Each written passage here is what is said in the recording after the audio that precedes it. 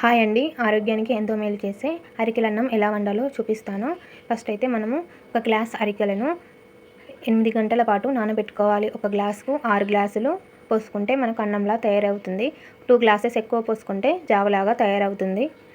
ఒకసారి అరికెలను శుభ్రం చేసుకొని వాటర్ పోసుకొని 8 గంటల పాటు ఉంచాలి. అయితే కలర్ అలా ఉన్నాయని వాటర్ పారవేయొద్దండి. ఈ విధంగా మనకు స్టవ్ మీద సిమ్లో పెట్టుకొని ఉడికిస్తే మనకు అన్నం రెడీ అవుతుంది. ఇది మనకు చాలా రకాలుగా అరికెలు మన ఆరోగ్యాన్ని మేలు చేయడానికి సహాయపడతాయి. బ్లడ్ ఇన్ఫెక్షన్ తొలగించుకోవడానికి, డయాబెటీస్ వారికి, వెయిట్ లాస్ కావాలనుకునే వారికి చాలా రకాలుగా యూస్ఫుల్ అవుతుంది. ఈ అరికెలన్నానికి కమ్మటి ఆకుకూర పప్పు చూపిస్తాను. ఒక కుక్కర్ తీసుకొని అందులో ఒక గ్లాస్ పెసరపప్పు వేసుకోవాలి. పెసరపప్పు బదులుగా మీరు కందిపప్పు కూడా యూజ్ చేసుకోవచ్చు.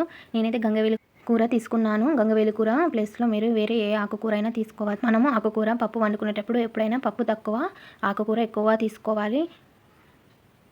ఇప్పుడు ఇందులో మనము కట్ చేసిన పచ్చిమిర్చి, 2 టమాటాలు, మెంతి, కల్యమాకు కడిగి పెట్టుకున్న పప్పులో వేసుకోవాలి. టమాటాలు ఎక్కువ వేసుకోవడం వలన గంగవేలు కూర పప్పు చాలా బాగుంటుంది. ఇందులో కొంచెం పసుపు, ఉప్పు, 2 గ్లాసుల వాటర్ పోసుకొని సిమ్లో పెట్టుకొని 2 విజిల్స్ వచ్చే వరకు ఉడికిస్తే మనకు పప్పు రెడీ అవుతుంది.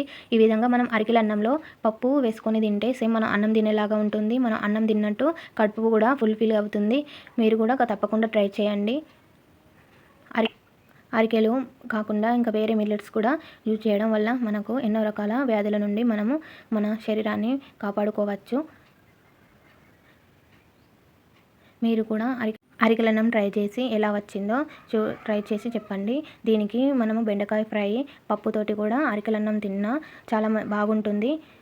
మనము వేరే ఏదో తిన్నట్టు కాకుండా మన అన్నం తినేలాగానే ఉంటుంది. ఎప్పుడు చికెన్ బిర్యానీలు అవి కాకుండా ఒకసారి ఇలా హెల్తీ ఫుడ్ ట్రై చేసి చూడండి. మన హెల్త్కి కూడా చాలా మంచిగా ఉంటుంది. పప్పు ఉడికిందండి. ఇప్పుడు దీన్ని తాలింపు పెట్టుకుందాం.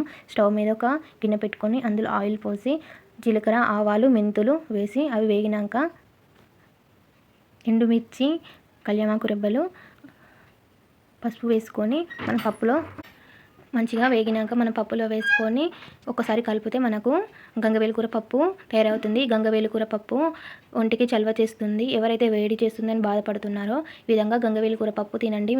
మీకు ఒంట్లో చలవ చేస్తుంది. ఎండాకాలం ఎక్కువగా గంగవేలు కూర పప్పును యూజ్ చేయడం అయితే చాలా మంచిది.